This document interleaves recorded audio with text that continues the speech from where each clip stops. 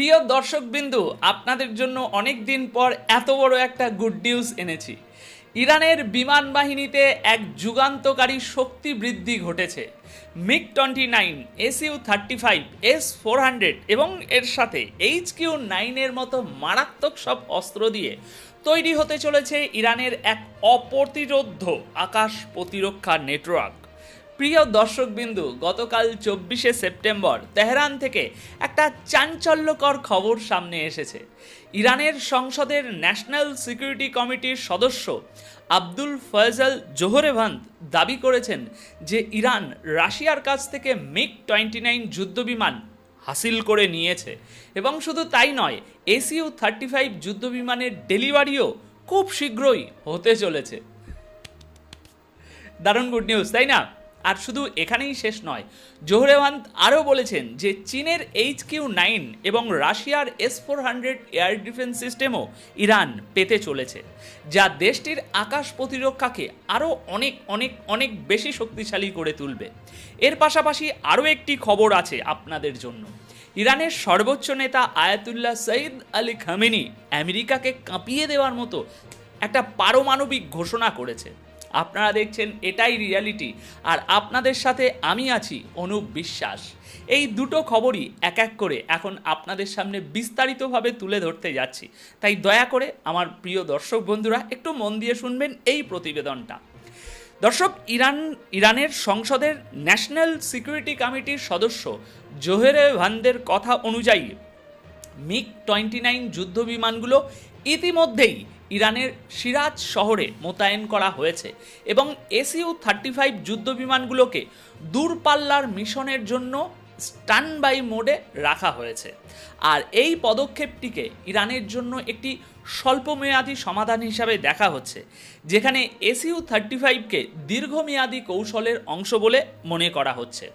এক্সপার্টরা বলছেন, যদি এই দাবি সত্যি হয় তবে ইরানের আকাশ প্রতিরক্ষা এবং কৌশলগত শক্তিতে এক বিরাট অগ্রগতি ঘটবে। বিশেষ করে গত জুনে ইসরায়েলের অপারেশন রাইজিং লায়নের পর এই ঘটনা অত্যন্ত তাৎপর্যপূর্ণ।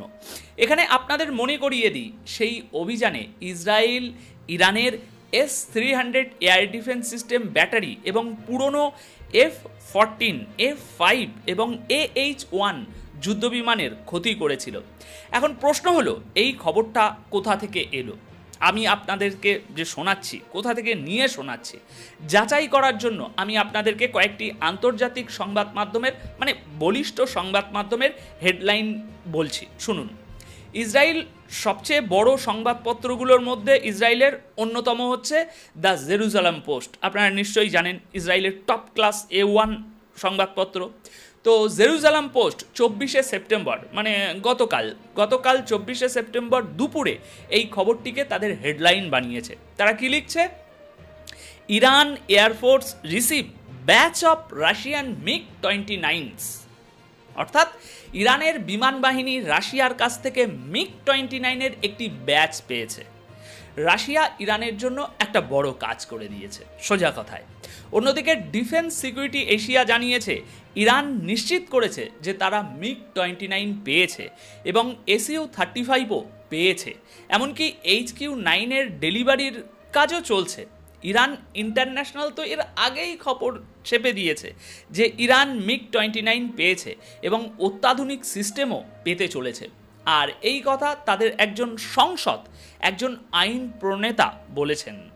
এছাড়াও দ্য নিউ ভয়েস অফ ইউক্রেনও লিখেছে যে রাশিয়া ইরানকে MiG-29 হস্তান্তর করেছে।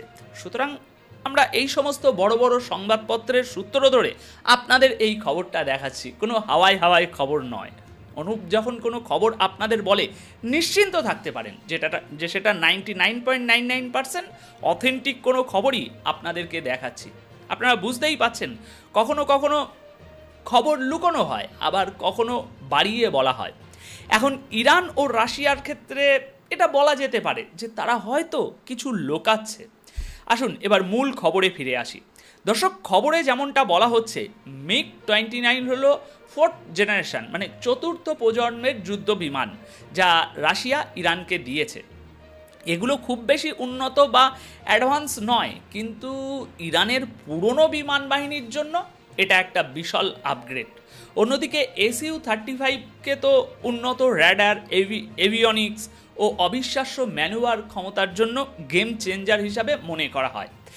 SU-35 আকাশে কি করতে পারে তা আপনারা সকলেই কম বেশি জানেন। এখন জোহরেভান্দ বলেছেন, যেই মুহূর্তে এই সিস্টেমগুলো পুরোপুরি মোতায়েন করা হবে, আমাদের শত্রুরা ক্ষমতার আসল ভাষা বুঝতে শুরু করবে। তাহলে বুঝতে পারছেন এই কথাটার মানে, ওজন কীরকম। এক্সপার্টরা বলছেন যে এই পদক্ষেপটি কেবল সামরিক সরঞ্জাম পাওয়ার মধ্যেই সীমাবদ্ধ নয়, বরং এটি ইরানের কৌশলগত অবস্থানকে শক্তিশালী করবে। রাশিয়া এবং চীনের সাথে এই অংশীদারিত্ব ইরানকে শুধু যুদ্ধবিমান বা মিসাইলই দেবে না, বরং প্রশিক্ষণ, রাজনৈতিক সমর্থন এবং ভবিষ্যতের সামরিক মহড়াতেও সাহায্য করবে।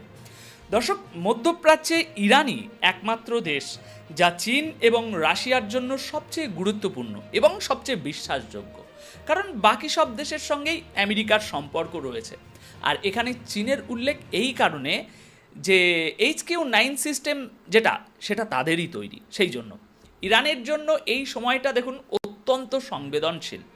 পশ্চিমা বিশেষজ্ঞরা সতর্ক করেছেন যে এই ডেলিভারির ফলে এই অঞ্চলের কৌশলগত ভারসাম্য বদলে যেতে পারে। দর্শক, ইরানের বিমান বাহিনী এখন আগের চেয়ে অনেক বেশি প্রস্তুত। MiG-29 এবং SU-35 আগমনের ফলে ইসরায়েলের জন্য ইরানের আকাশ প্রতিরক্ষা এবং কৌশলগত শক্তি একটা বড় চ্যালেঞ্জ হয়ে দাঁড়াবে নিশ্চিতভাবে। ভেতরের খবর অনুযায়ী জানুয়ারি মাসেই কিছু SU-35 যুদ্ধবিমান ইরানে পৌঁছে গিয়েছিল। যদিও ইরান তখনও তা স্বীকার করেনি, তবে ঠিক কতগুলো বিমান অপারেশনাল অর্থাৎ যুদ্ধের জন্য প্রস্তুত সেই সংখ্যাটা এখনও স্পষ্ট নয়। এদিকে ইসরায়েল এবং আমেরিকা এই পরিস্থিতির উপরে একেবারে কড়া নজর রাখছে এবং পশ্চিমা বিশেষজ্ঞরা ইরানের এই ক্রমবর্ধমান শক্তি নিয়ে খুবই চিন্তিত। ইসরায়েল এবং আমেরিকার জন্য এই ঘটনাটি একটি বড় উদ্বেগের কারণ, আর হওয়াটাও তো স্বাভাবিক ভাই, কারণ তাদের আসল শক্তি কি? তাদের যুদ্ধ বিমান। ইরানের উপর বোমা কারা ফেলেছে? তাদেরই যুদ্ধ বিমান। তো এখন SU-35, S-400 এবং HQ-9 আসার ফলে ইরানের আকাশ প্রতিরক্ষা কৌশল রাতারাতি বদলে যেতে পারে। এই অঞ্চলের অন্যতম শক্তিশালী দেশ ইসরায়েল এবং ইরানের মধ্যে আগে থেকেই বাড়তে থাকা উত্তেজনার মধ্যে এই নতুন অস্ত্রের আগমন পরিস্থিতিকে এখন আরও নাটকীয় মোড়ে নিয়ে গিয়েছে। তো দর্শক, এই ছিল ইরানের বিমান বাহিনীর বড় পরিবর্তন নিয়ে সম্পূর্ণ তথ্য। MiG-29, SU-35, S-400, HQ-9 এই চারটি জিনিস একসাথে ইরানের জন্য নতুন শক্তির সঞ্চার করেছে এবং আঞ্চলিক কৌশলগত ভারসাম্যে একটি বড় পরিবর্তন আনতে চলেছে। এই পুরো ঘটনা শুনে আপনার মনে কি প্রশ্ন আসছে বা আপনি কি বলতে চান কমেন্ট বক্সে অবশ্যই জানাবেন আপনার মতামত। কিন্তু এখন আমরা যাব আয়াতুল্লাহ সঈদ আলী খামেনির সেই বিবৃতির দিকে এবং খুঁজে বের করার চেষ্টা করব সেই অংশটি যা প্রমাণ করে যে এটি একটি পারমাণবিক ঘোষণা। তিনি আমেরিকার সমস্ত শর্তকে সরাসরি প্রত্যাখ্যান করে দিয়েছেন এবং এমন কিছু কথা বলেছেন যা আমেরিকার ঘুম উড়িয়ে দিয়েছে। দর্শক, ইরানের সর্বোচ্চ নেতা আয়াতুল্লাহ সঈদ আলী খামেনি আমেরিকার চাপের মুখে নতি স্বীকার করতে একদমই প্রস্তুত নন। তিনি সাফ জানিয়ে দিয়েছেন, আমেরিকার চাপ এবং হুমকির পরিবেশে কোনো সম্মানীয় জাতির পক্ষে আলোচনা করা সম্ভব নয়, অসম্ভব।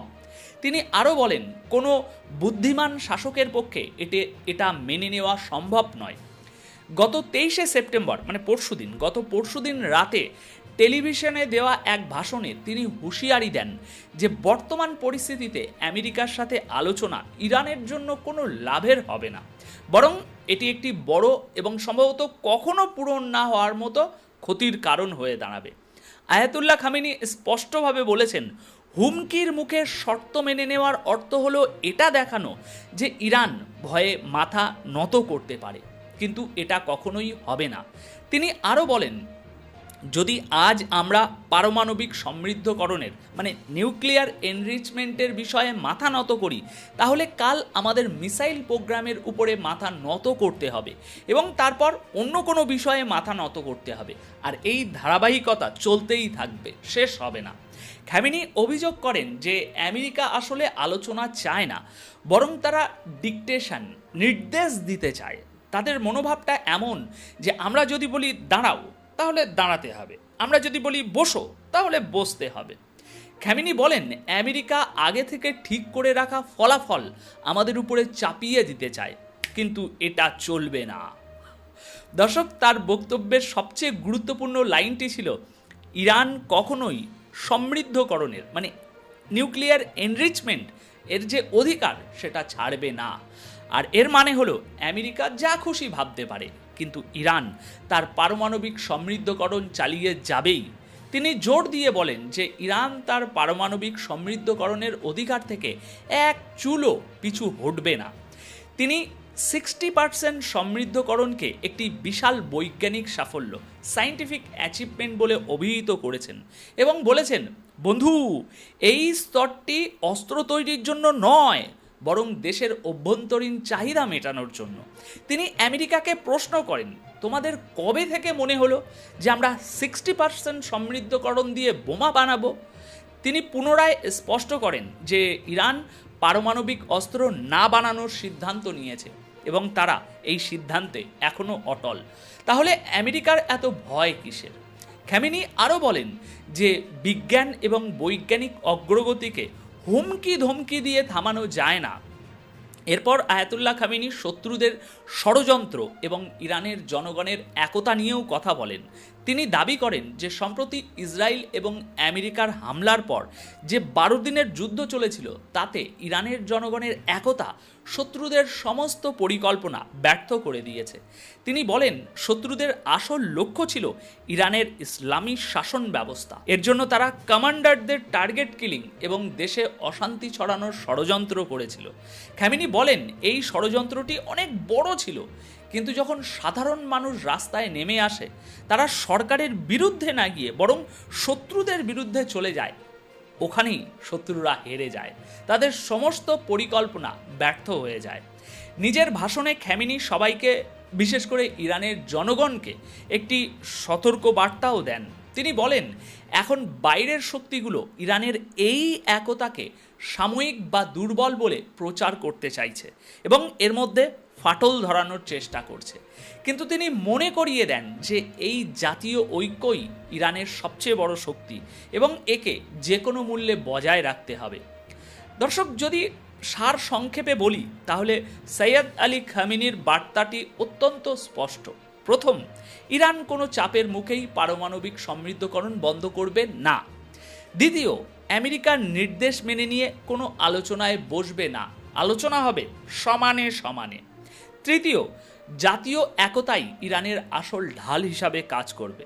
আর এর সোজা মানে হলো ইরানের মধ্যে কোনো বিভেদ নেই এবং ভবিষ্যতেও আসবে না। তো দর্শক, এই ছিল দুটি গুরুত্বপূর্ণ খবর যা আমি আপনাদের কাছে সমস্ত তথ্য এবং সূত্র সহ তুলে ধরলাম। আশা করি প্রতিবেদনটি আপনাদের ভালো লেগেছে। হ্যাঁ, আমি জানি এখন আপনাদের সামনে আসতে আমার একটু দেরি হয়ে যাচ্ছে আগের তুলনায়। আসলে আমাদের এখানে এখন বড় উৎসবের মরশুম চলছে, যার ফলে চারিদিকে একটা ছুটির পরিবেশ তৈরি হয়েছে এবং স্বাভাবিক জীবনযাত্রা কিছুটা ধীর হয়ে গিয়েছে। এখন পশ্চিমবঙ্গে বছরের সবচেয়ে বড় উৎসবের সময় চলছে। এই সময়টা কলকাতা এবং তার আশপাশের অঞ্চলে সাধারণ স্বাভাবিক কাজের গতি ধীর মানে বজায় রাখাটা, ধীর তো হয়ে যায়, বজায় রাখাটা একটু কঠিন হয়ে পড়ে। স্বাভাবিক যেমন আমরা কাজকর্ম করি, সেটা বজায় রাখা একটু চাপ হয়ে যায়। এই কারণেই সময় মতো ভিডিও নিয়ে আসতে একটু অসুবিধা হচ্ছে, আর তার জন্য সত্যি বলছি আন্তরিকভাবে ক্ষমা প্রার্থী আপনাদের সকলের কাছে। তবে আমি আপনাদেরকে কথা দিয়ে যাচ্ছি, যখনই আসব, এই 4-5টা দিনের মধ্যে একটু সমস্যা হবে, যখনই আসব একটা সম্পূর্ণ রিসার্চ করা বিস্তারিত রিপোর্ট নিয়েই আসব। কারণ আমি মনে করি কোনো মতে একটা সাধারণ ভিডিও বানানোর চেয়ে একটু দেরি করে আপনাদেরকে একটি কোয়ালিটি কন্টেন্ট দেওয়াই সেটাই শ্রেয়। তাই যখনই দেরি হচ্ছে বুঝে নেবেন যে আমি আপনাদের জন্য ভালো কিছু নিয়ে আসারই প্রস্তুতি নিচ্ছি। আপনারা সবাই সুস্থ থাকবেন, ভালো থাকবেন, আনন্দে থাকবেন। আর হ্যাঁ, এই চ্যানেলটা তো আপনাদেরই, তাই না? যদি এখনও সাবস্ক্রাইব না করে থাকেন তাহলে প্লিজ করে নেবেন।